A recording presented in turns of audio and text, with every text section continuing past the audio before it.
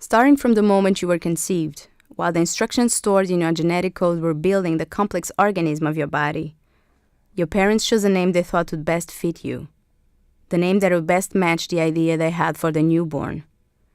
This name became part of your identity.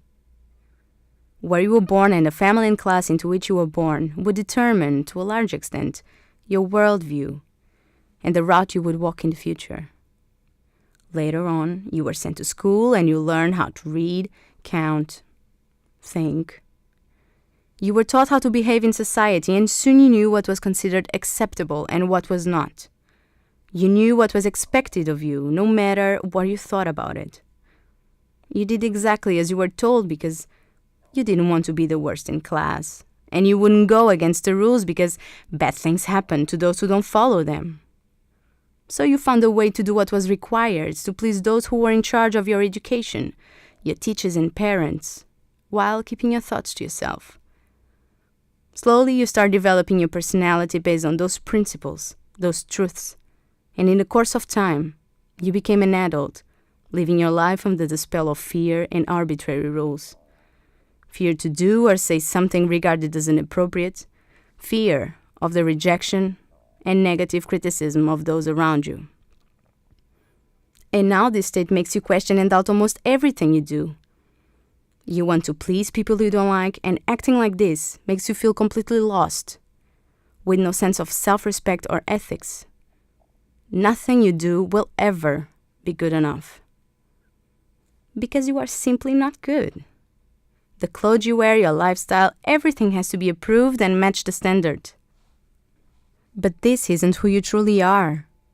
Once you realize that this mind game isn't fun anymore, the need to detach yourself from these principles will lead you to seek the real you, the inner you, the you that is much bigger than you previously thought or imagined, the you that is not afraid to say no, the you that does what you think is right, and the you that doesn't confuse insecurity with weakness or fear with incapacity. Despite the existence of these emotions, they don't have to become you. They are just a reminder of who you are not. And finally, you can ask yourself, who am I? Who am I when no one is watching? Who am I when I don't have to please or impress anyone?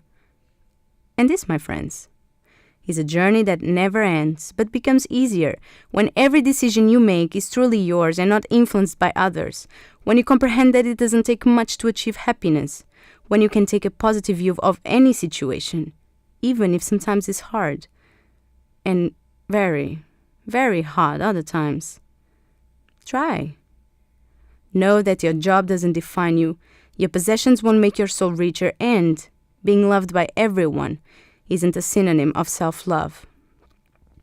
As soon as you are aware of what really matters, your perspective towards what once was a problem will become brighter, and day by day will start living a happier life filled with honesty and trust that what you are and what you do matter.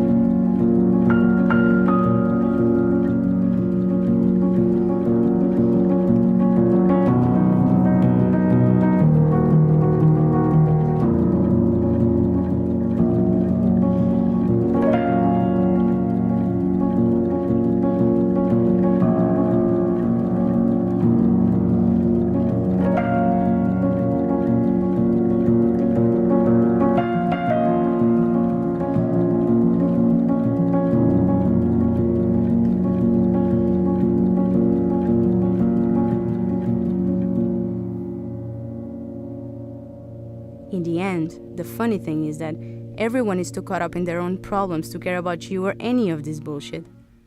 They care only enough to criticize and judge.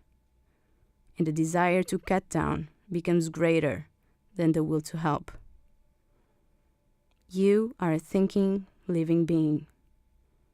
A phenomenal living being. That's what you, me, and all of us are.